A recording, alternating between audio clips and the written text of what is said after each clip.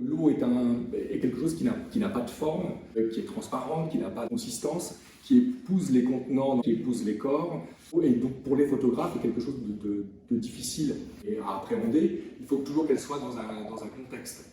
Sur la photographie de paysage, en fait, souvent c'est l'eau qui est traitée comme miroir. Elle a 1000 reflets, elle reflète la lumière, mais elle est aussi miroir du ciel, miroir du monde. Et donc c'est plutôt dans les paysages industriels, sur les routes naissantes, puisque dans les années 30, donc la voiture va prendre son essor, que François Collard ou Pierre Boucher vont traiter cet élément. Et quelques années après, Metzger, le grand photographe américain, lui, on fait des compositions abstraites, très graphiques,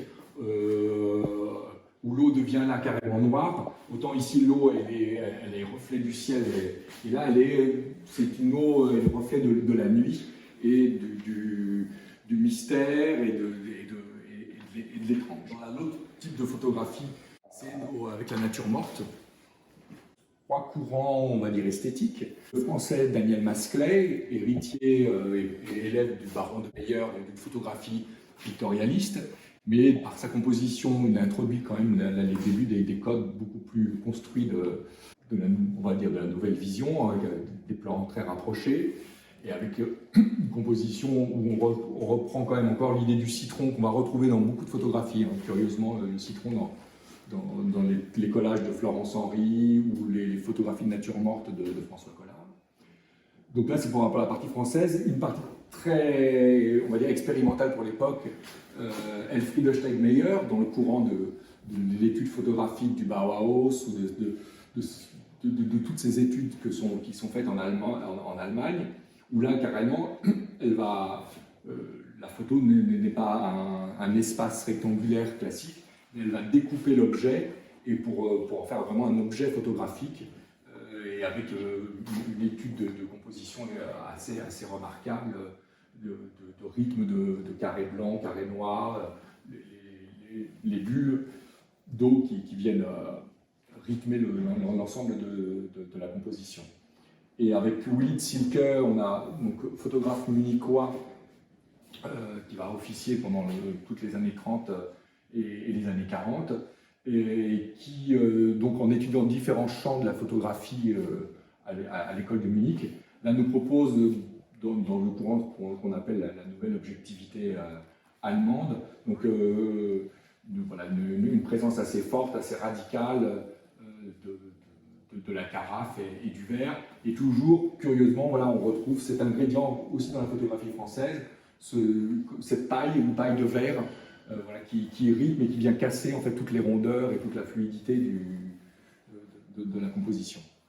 L'explosion dans les années 30 des joies de l'eau et de tout le bonheur qu'elle peut apporter, avec les bains de mer, avec les jeux pour les enfants, les batailles.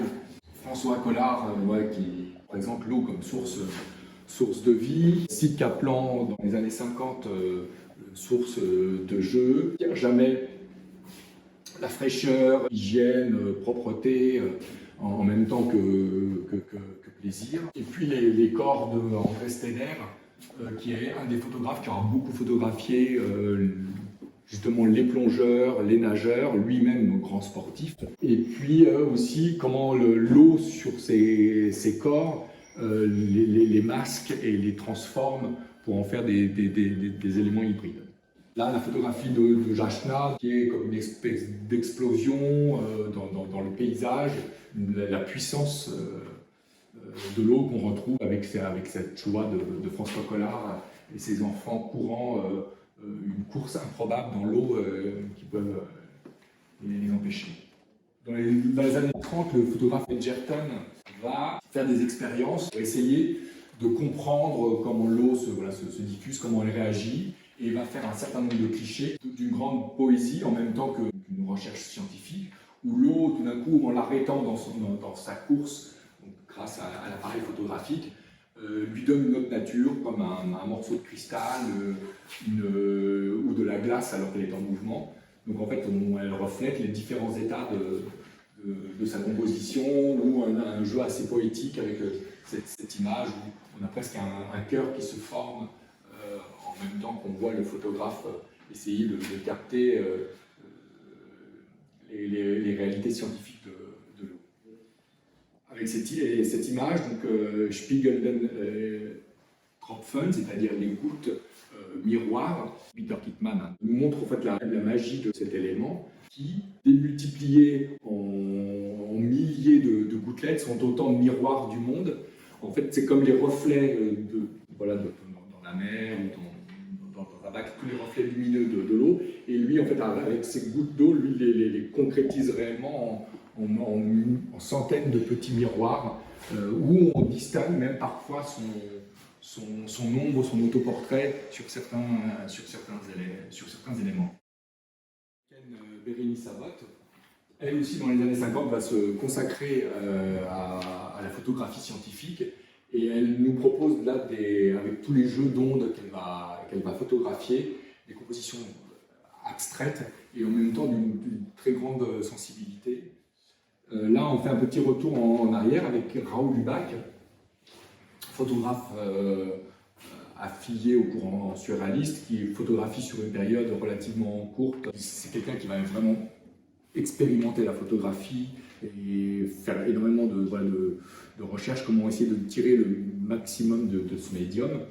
Et ça, c'est dans les débuts de ses photographies, où là, il essaie déjà de dissoudre l'image, de lui donner du mystère, en fait, donc avec différents types d'objets, un bout de tissu, et tout ça qu'il mélange dans l'eau, qu'il agite, et il en sort une image latente, proche dans l'idée de l'inconscient, et ce que cherchaient bien sûr les surréalistes, c'est-à-dire essayer de faire apparaître quelque chose qui au-delà du réel et au-delà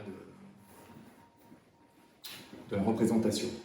Pierre Boucher, qui est photographe aussi donc français, au cœur des années 30, mais qui va continuer de faire un travail jusque dans les années 60, là s'empare de l'eau, plus à travers le mythe de Ondine, et par un photomontage, en donnant corps à cette nymphe qui semble régner et habiter les eaux profondes. Et donc là, l'eau, il la représente effectivement il la personnifie, comme il en fait un jeu avec les ondes et le corps, avec le nu dans l'eau, qui en même temps qu'elle essaye d'attraper les rayons du soleil, elle essaye d'attraper la lumière. Donc une composition assez remarquable et aussi un peu énigmatique qui laisse à de nombreuses interprétations. Une petite série de Bogdan Konopka, photographe polonais arrivé en France dans les années 80, transforme les ruisseaux et les cascades des forêts et des montagnes en une espèce de coulée lumineuse qui donne un peu à ces paysages quelque chose d'extrêmement mystérieux, enchanté, magique. Cette forme de l'eau inattendue nous semblait très, très intéressante à présenter pour montrer un autre regard photographique sur l'eau. Le travail de ce photographe, Rainer Leitzigen, un photographe allemand, qui dans les années 90, aux côtés de sa pratique photographique commerciale et de commande, a développé tout un univers sur un peu l'empêchement dans la prise de vue dans l'image. Et il a fait une série où l'eau n'est pas le sujet, mais un filtre et une nouvelle surface de projection de la réalité. L'eau devient une surface de représentation avec toutes ses ondes, avec ses lumières, avec ses rythmes, avec parfois les bulles. Et que ce soit les corps ou les portraits, sont parfois comme ou révélés ou en train de se dissoudre. On est un peu à une frontière de l'entre-deux dans ce travail photographique extrêmement puissant et en même temps qui interroge et qui fascine